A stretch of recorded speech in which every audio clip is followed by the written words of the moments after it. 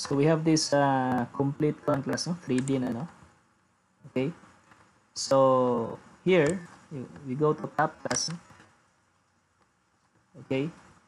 So basically we'll make a class, no? Camera, no? So for the camera class, no? You just type camera, no? Enter, no? Camera, enter. So it will ask for the location, no? So let's say here, no? Click that area, no? That portion. Then just no? Move your mouse, no? Toward the no? Your mouse towards the direction of the object, no? Or the model. And then just click plus, no? Click. Then height, no? It will ask for height, no? Click that one.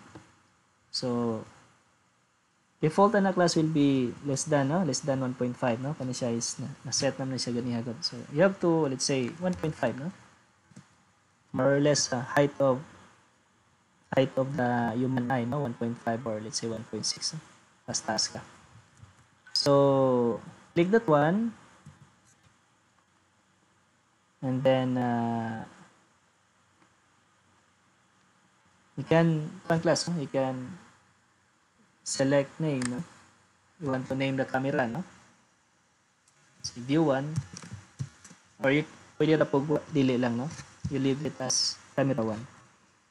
Then enter. Then enter. Okay? So here, if we click the camera, it gives us the idea, no? Now, wait as a class, no? Viewport, no? Viewports. Enter. 2 vertical, okay. So, arita sa, let's say, front. Or arilan ta sa isometric, no? Okay. Para dito maglibog, no? We click this camera, no? This one, no? Click this camera. Like this one. So if we change the camera, no? We click this one plus. You can see the changes, no? Left side, no?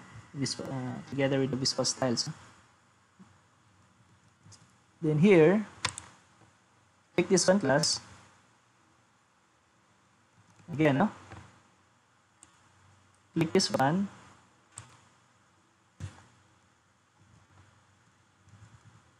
So it will have changes, no? So it's better that here in 3D view, you click this one plus, no? Click and then you can set height, no? Okay, so you can see the changes here, no? Okay, so try to set the height, desired height, enter, no? Then you can set the shaded mode, no? Or shaded with edges, no? Mode lang ta class, no? It's better looking, no? Then escape, no? Escape. So we go to viewports, no?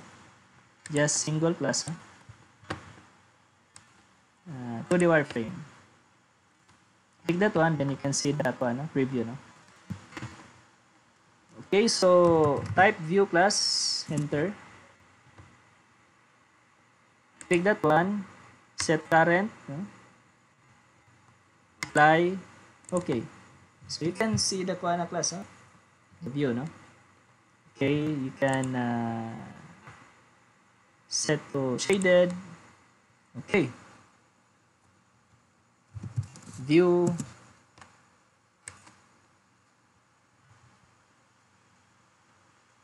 Okay, so shaded, shaded. Apply, okay. This one.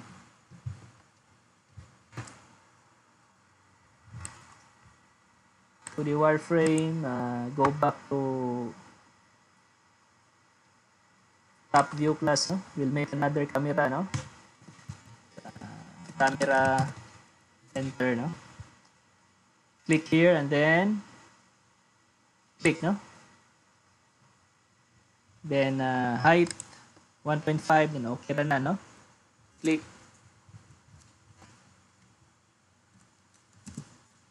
Okay, 1.5, no? We'll set 1.5. Enter, no?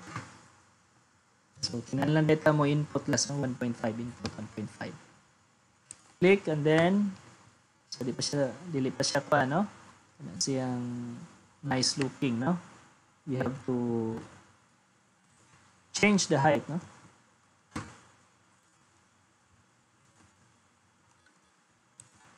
We go to no? Northeast, no?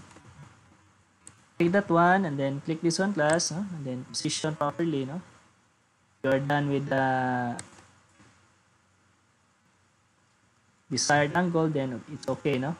You can also click again and then you can change, no? Depends on your preferred angle. Let's say this one, click and then okay.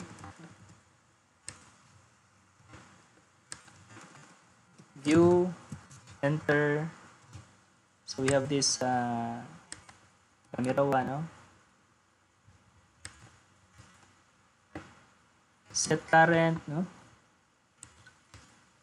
Set to shaded, apply, okay. Zoom in, no? Zoom in, zoom out, no? Okay, so fun class, no? That's making cameras, no? Another method, class, no? We can have another method, no? Northeast, then 2D wireframe. Another method is orbit, no? Enter. Okay, so this is isometric, no? Then just right click, no? Perspective, select, no? Then that's it, no? You are in perspective view na class, no?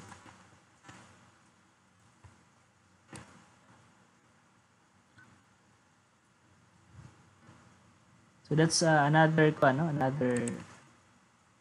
method, no? But this is not saved lang. Mas nindo to siyang ganihan, no? Because camera is saved.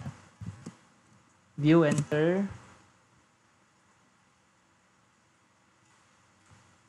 We'll try the new, no? Let's say view. View 2, no? Apply, okay.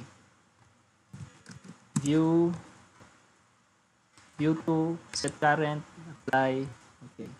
Basically, no? We can also class ka na siyang itong balik lang sa pan. Rather gamit ka sa orbit and then perspective, no? Pwede ra class, pwede ra. Balik ka sa original, no? Wireframe.